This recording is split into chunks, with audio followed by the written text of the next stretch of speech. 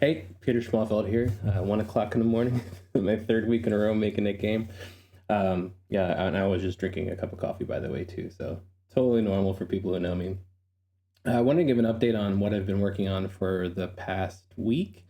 Um, I haven't got I haven't got much further in the the actual game, but so got the game open. Not much of an update since the previous week. What I've been able to do is pretty much just make it so that the things I said last week that I wanted to do.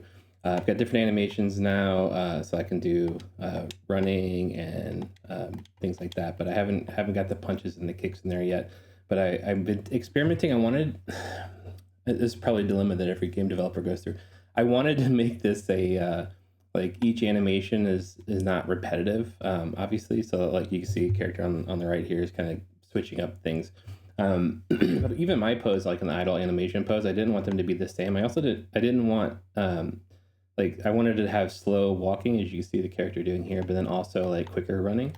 And then as it gets closer, I wanted to, one of the things I fixed since last week too was the proximity. So now you can get right up in their face, and that's all fixed. So really it was more just like mechanical. The Where I started to deviate from game development is I'm trying to make my own character. And in order to make your own character, you have to start getting into Blender, which I covered a little bit of last week. And then I wanted the characters to still look like what you would expect from this type of character, which I'm happy with how they look so far.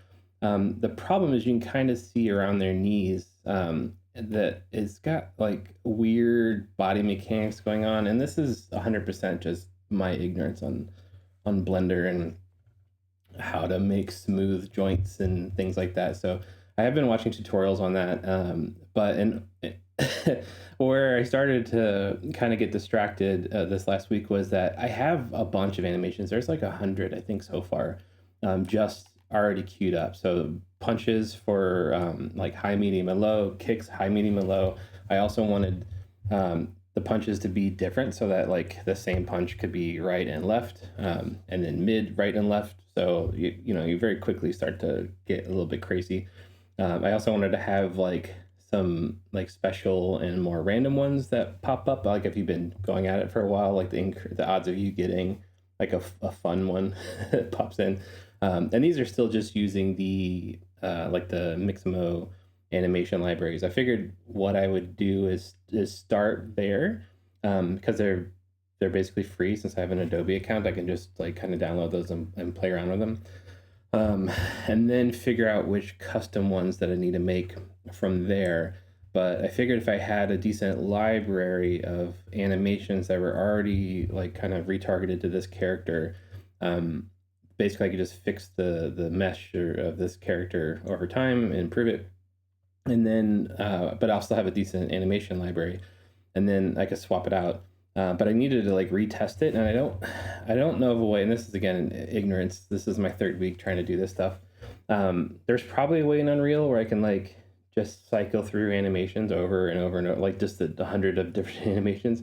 But I also want to see things like their skeletal structure, their like close-ups of different joints, and so there was like Blender was close like to being able to kind of do some stuff, but like being able to see it on character and spin around in 3D and like switch up animations on the fly, like that felt more like gameplay.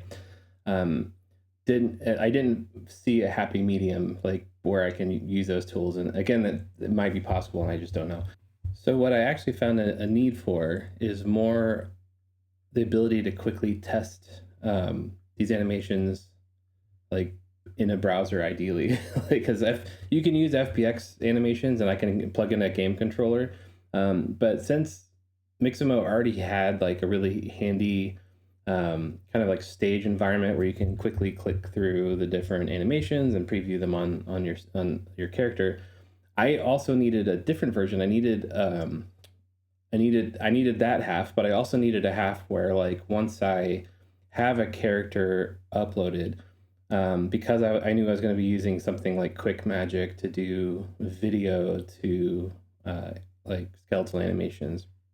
Once I make those animations, I'm doing the opposite where I want to be able to upload that animation onto that character and then do the retargeting. And something like Mixamo does a really good job of retargeting animations to a character, but not the other way around because that's not what it's designed for.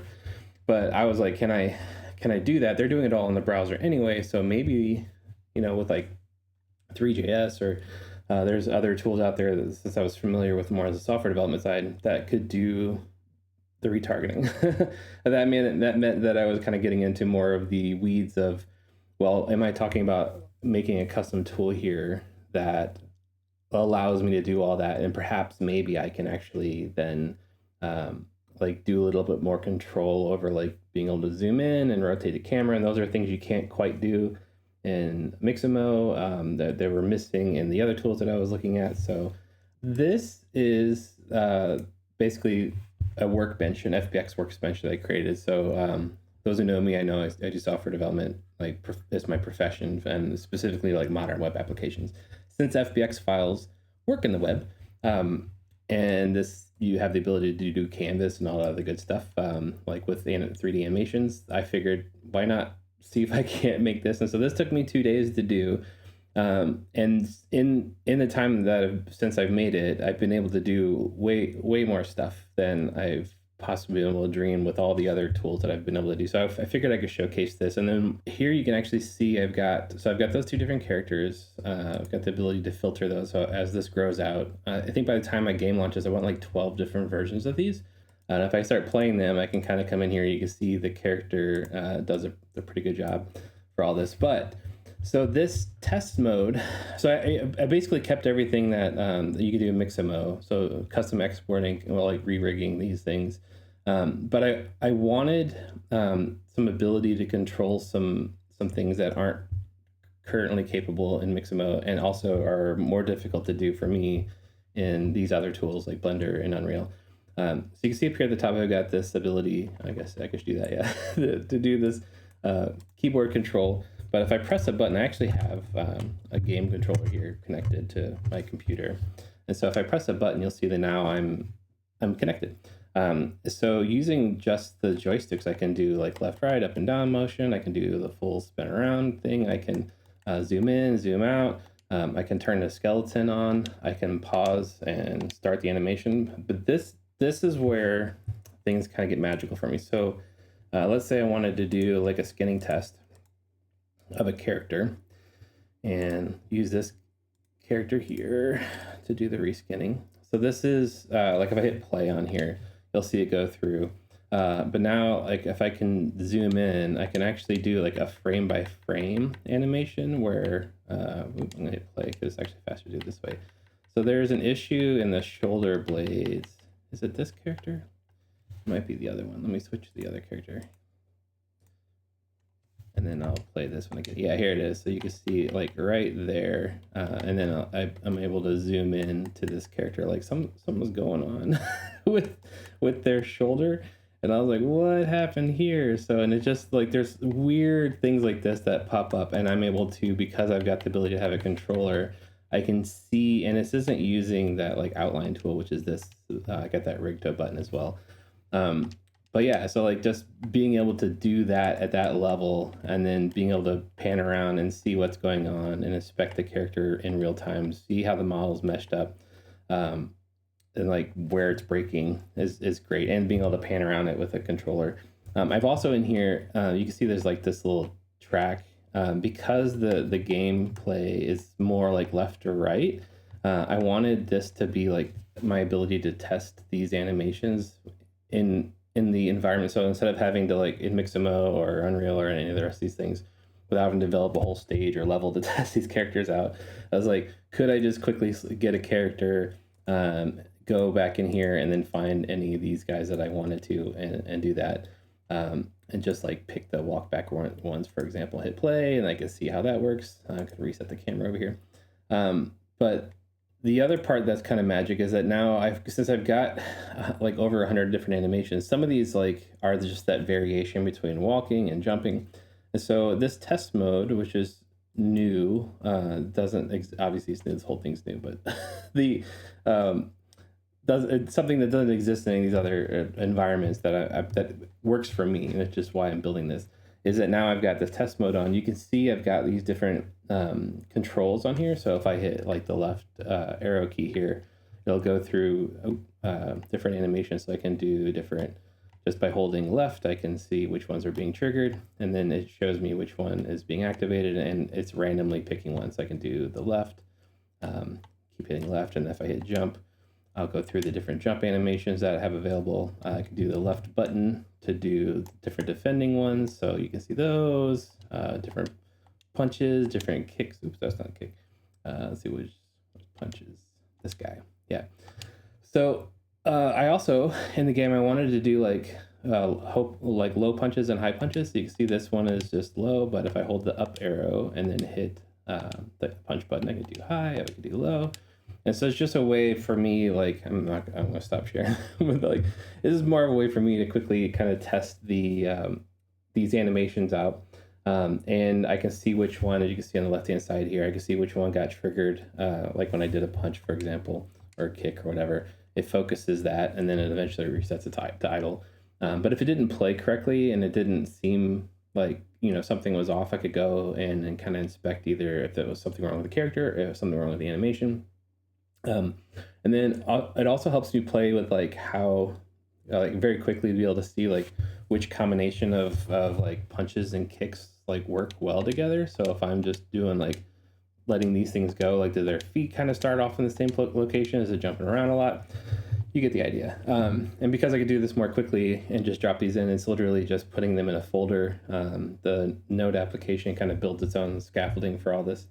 And then I'm up and running with like within seconds. And the way it feels to do this in Unreal would be having to upload those animations, set up a bunch of like blueprint, like rigging. I know it has like random like sequencing and things like that now that I was playing around with, but it was just like the amount of work required to just see if conceptually this is a good animation with the character was proving like that was frustrating me. So that is a recap of what has been done since the last week. Now, another thing I want to kind of talk about, this last week has been really kind of interesting mentally, because the more I started like messing with these characters and the games and inside of Unreal or whatever, the more I started to kind of wanted to like take shortcuts, I guess. I don't know. This is one of those like it's not self-deprecation, it's just reflection. It's a when you know that you can go to like a fab.com or an Unreal library and then just like download assets and pay $50, you start to question like, why am I making my own stuff here? Like, why am I even trying to do this? Like, why can't I just like, I could just go get something that other people are already using. So this is what very oddly enough, was what almost broke me, because I was so frustrated with not even being able to make a basic shape like this that had like a three-dimensional aspect to it that looked something like an actual ponytail, where my ignorance on how to do that made me feel like I'd be better off just not even trying to make the characters the way that I wanted them to look and just go get somebody else's and then just start there, because at least then I'm learning. That was my excuse.